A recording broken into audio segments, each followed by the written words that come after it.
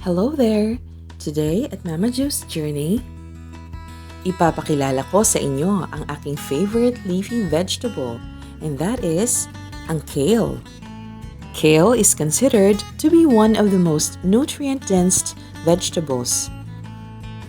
At dahil ito sa kanyang taglay na mataas na level ng mga sustansya katulad ng vitamins A, C, K, iron, at iba pang mga nutrients na nakatutulong upang mapanatili natin ang maayos na kalusugan.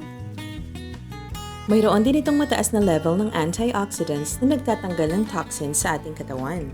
Katulad ng iba pang mga cruciferous vegetables, ito ay mayroong mataas na level ng fiber which is good for our digestive system.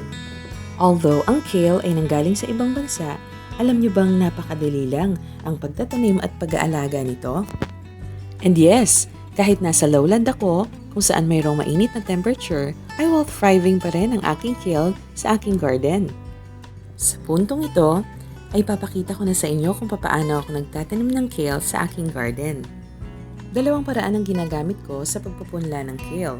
Maaaring ipunla ang buto sa seedling tray, o kaya naman, ito ay ipunla sa container katulad ng ipapakita ko. Sa aking experience, mas gusto ko ang ganitong paraan sapagkat una sa lahat mas madali at mas marami akong napapatubong mga seedlings. Katulad ng nabanggit ko kanina, ay mainit ang temperatura sa aming lugar, kaya naman mabilis na mag-evaporate ang tubig sa lupa. At dahil malalim ang ganitong uri ng container, ay mas nakapagre-retain siya ng moisture sa lupa, kaya't naiiwasan ang pagkatuyo nito. Sa pagtatanim ng buto ng kale ay kailangang mababaw lamang ang huhukayin mong lupa katulad ng aking ginawa. Marahang ilagay ang mga buto nang sa ganon na hindi kumpol-kumpol ang pagtubo nito. Tabunan ng manipis na lupa ang mga buto nang sa ganon ay hindi siya mahirapang mag-germinate. Matapos nito ay maaari nang diligan ang ating punla sa pamamagitan ng water sprayer. Sa simula ay itong aking ginagamit upang hindi mahukay o maistorbo ang mga bagong punlang buto. Siguraduhin lamang na mababasang mabuti ang lupa upang nang sa ganon ay maka-absorb ng moisture ang seed para ito ay makapag-germinate. Matapos ng 5 araw o higit pa, ay makakakita na tayo ng mga tumutubong seeds ng kale. Kapag lumaki na ang mga punla ng nasa 2 pulgada o mahigit pa, ay maaari mo nang i-transplant ang mga punla. Narito ang itsura ng kale na ready na for transplant. I-prepare na natin ang container na pagtataniman sa kanya. Lagyan natin ito ng organic material katulad ng compost at vermicast, nang sa ganon ay may readily available na pagkukuhanan ng nutrient ang bagong transplant na kale. As much as possible ay kuhanin natin ang majority ng ugat ng kale upang hindi ito mahirapan sa pag-adjust sa kanyang bagong kinalalagyan. I-press ng mabuti ang lupa sa paligid nito nang sa ganon ay mas maging maganda ang kapit ng kanyang ugat. Pagkatapos ay diligan itong mabuti upang mas maging epektibo ang pag-set ng mga roots sa lupa. Mas advisable na gawin ang pagta-transplant ng anumang halaman sa hapon. Kung sa umaga mo kasi ito gagawin, ay may stress ang plant nang dahil sa init ng temperatura. Dumako naman tayo ngayon sa maintenance ng kale. Ang kale na ito ay 2 months na mula sa pagkakatanim niya mula sa buto. Naka-harvest na rin ako dito ng ilan sa kanyang mga leaves at amin na itong na-enjoy. Importante ang pruning sa mga old leaves upang makapag-concentrate ang halaman sa pagpuproduce ng mga bagong dahon. Ginagawa ko din ito upang nang sa ganon ay hindi mahawa ang mga new leaves sa mga peste o kaya naman ay sakit ng mga old leaves. Hayan at malinis na at mukhang nakaginhawa na rin ang pakiramdam ng ating kale plant. Ang mga nakolekta kong dahon ay ipapakain ko naman sa aking mga night crawlers upang nang sa ganon ay makapag-produce sila ng kalidad na vermicast na siya ko rin namang ibibigay sa aking kale. O diba, talagang walang sayang. Ngayon naman ay lalagyan ko siya ng malunggay leaves. Ang malunggay kasi ay nagtataglay ng mataas na level ng nitrogen at iba pang mga mineral na talagang kailangan ng kale upang siya ay lumaki ng malusog. Ang pag-a-apply din ng malunggay ay nagpapabuhay o muling nagpapasigla ng kalidad ng lupa. Kapag maganda ang ating lupa, siguradong maganda din ang ating mga halaman. Upang mas mabilis siyang mabulok, ay tatakpan ko ito ng matabang lupa. Ito ay nagtataglay ng vermicast, ng sinunog na ipa, at mga composted materials. Ngayon naman ay apply natin ng fish amino acid ang ating kale. Paikot nating idilig ang ating fish amino acid nang sa ganon ay mas epektibo itong ma-absorb ng ugat ng ating kale. Nag-a-apply ako nito twice every week para siguradong malusog ang aking mga kale. Napakadaling gawin ng fish amino acid at napakarami din itong benefits. Kaya naman, inilagay ko ang link sa description box sa ilalim upang makita ninyo ang napakadaling paraan ng paggawa nito. Bukod sa pagdidilig ay maganda ding foliar fertilizer ang FAA.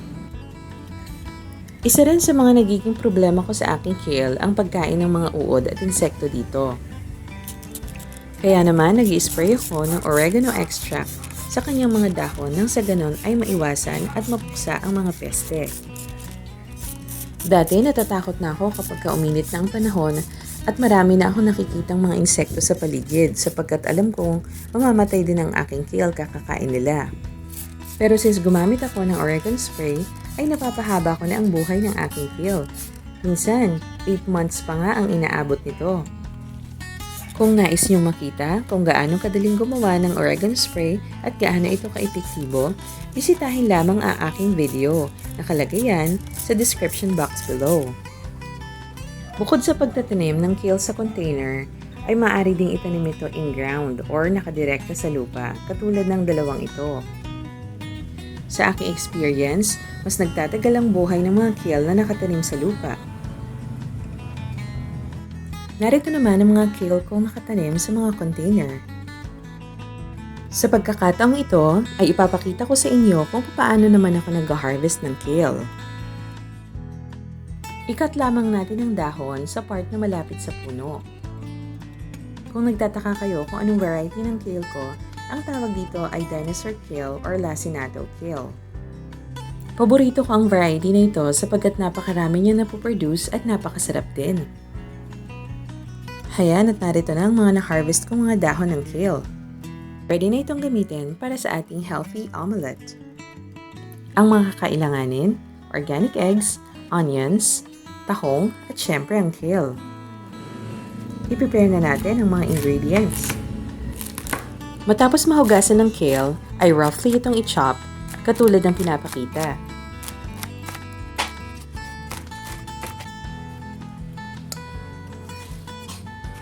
Sunod naman nating hiwain ang sibuyas na puti.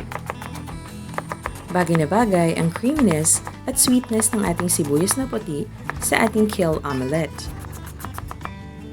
Ngayon naman ay hiwain natin ang na-boil at nahimay na tahong. Maaari naman itong manatili din na buo-buo at huwag nang hiwain. Magbabati tayo ng 4 na organic eggs para sa ating recipe.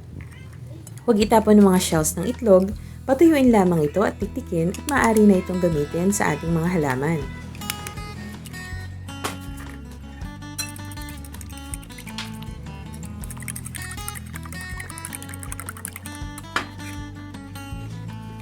Ngayon ay dumako naman tayo sa cooking procedure. Ipainit ang pan at maglagay ng oil. Kapag mainit na ang oil sa pan, ay maaari nang ilagay ang ating sibuyas. Bahagya lamang nalutuin ng sibuyas at maaari nang ilagay ang tahong. Matapos lamang ang mga 30 seconds, ay pwede nang ilagay ang ating kale. Bilis lamang din ang pagluluto sa kale, sapagkat mas masarap ang texture nito at flavor kapag hindi masyadong luto. Actually, kinakain ko nga ito ng fresh, lalo na nung nagbabawas ako ng timbang. Would you believe na kapag bawas ako ng 20 kilograms sa loob ng 6 months at dahil na rin yan sa tulong ng kale.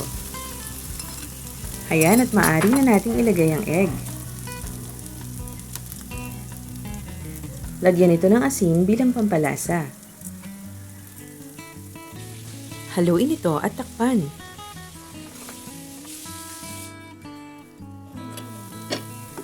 Makalipas lamang ang ilang sandali, hayan at ready na ang ating healthy omelette na talaga namang very nutritious dahil sa presence ng kale. Favorite talaga ito lalo na ng mga anak ko at talagang kinakain nila bawat piraso ng gulay na nariyan. Sana ay marami kayong natutunan sa video natin na ito. Please like, subscribe, and share, and thank you for watching!